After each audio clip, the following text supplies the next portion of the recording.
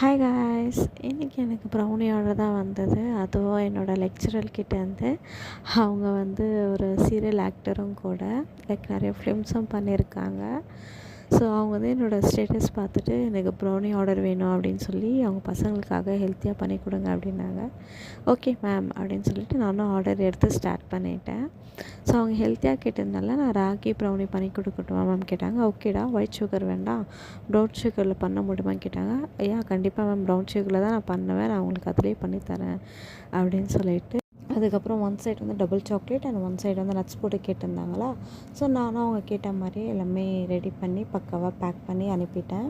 So 2022 என்னோடய lecturer இப்போ நான் பிஸ்னஸ் ஸ்டார்ட் பண்ணியிருக்கேன் அப்படின் போது என் ஸ்டேட்டஸை பார்த்து ப்ரௌனி ஆர்டர் பண்ணுறது எனக்கு ரொம்ப பெரிய விஷயமா இருந்தது. So thank you so much ma'am. And இதேமாரி உங்களுக்கு பர்ச்சனை ப்ரௌனி வேணும்னா மறக்காமல் சப்ஸ்கிரைப் பண்ணிட்டு கமெண்ட் பண்ணுங்கள். தேங்க்யூ ஸோ மச் கைஸ், பாய்.